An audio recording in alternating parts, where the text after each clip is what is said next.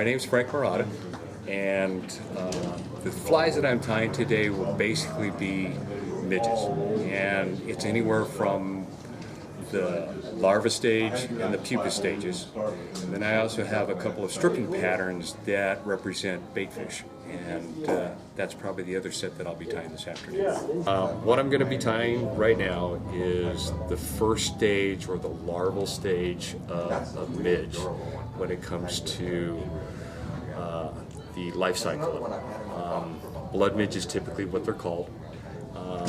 They're down inside 2 to 4 inches off the bottom of the water column, and they're typically red in color. And being red in color, it's like a worm. So that's what I'm going to attempt to tie today, or tie for you. What I am using is a 2457 hook from Tiemco. Generally, it's anywhere between a size 16 and a size 14.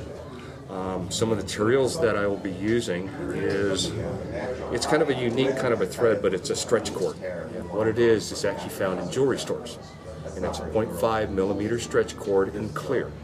I'm also going to be using uni-thread, A-dot red, and to cover up the head, I'm going to be using A-dot uni-thread black.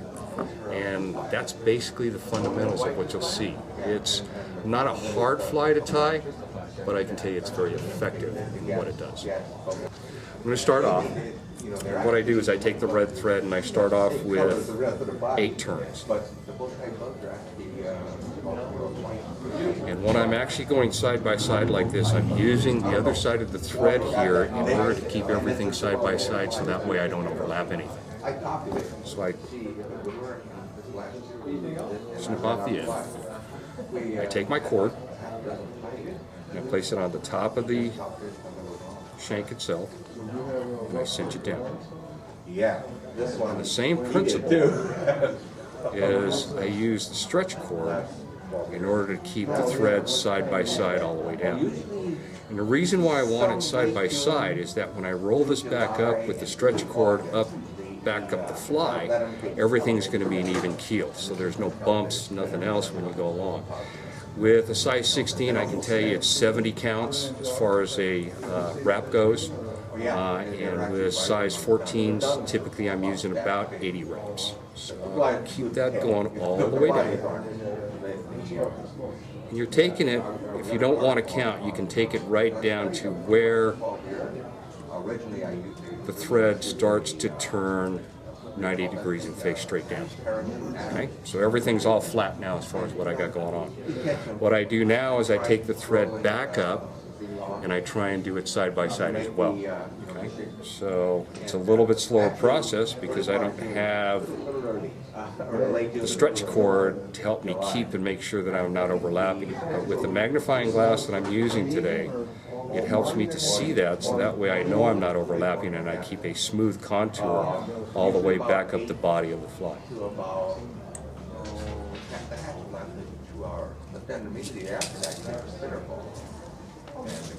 Really exasperating when they're grabbing. Basically, I fish with 4 patterns.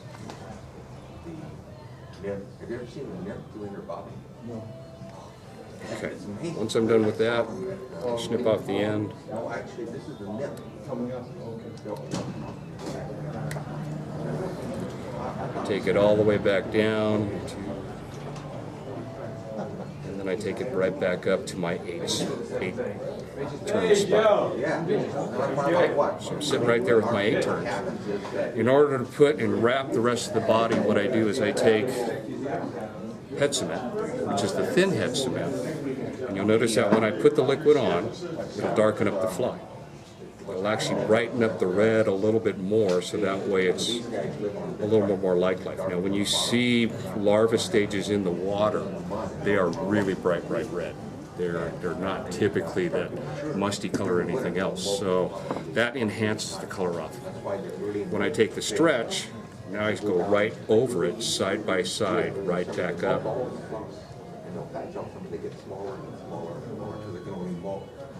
The body of the fly. During the winter, they have to mold to grow. They have to shed their excess stuff, like anything else.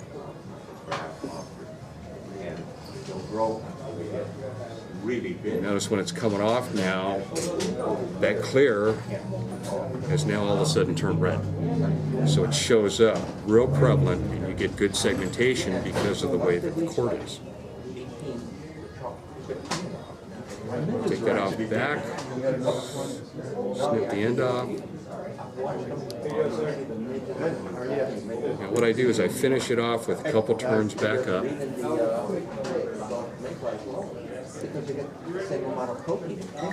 If you want, you can fish the fly as is with a red head. But I found out that underneath the water and some of the stuff that we've looked at in the past, that if you make a promenation of where the head is at with a different contrasting color, they see it actually a little bit better. So what I do is I take either olive or I take black. Right now in Southern California, the black is actually working better.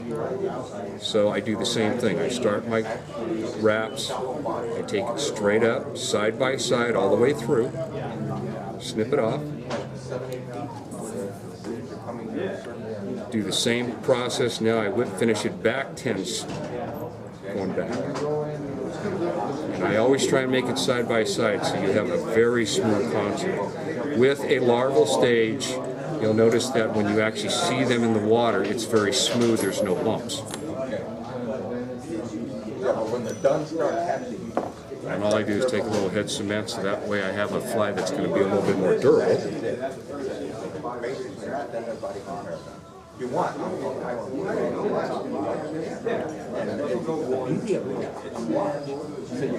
The bad part of it is it's done really hard. You probably noticed that too, right? The wind goes up. Where's my fly?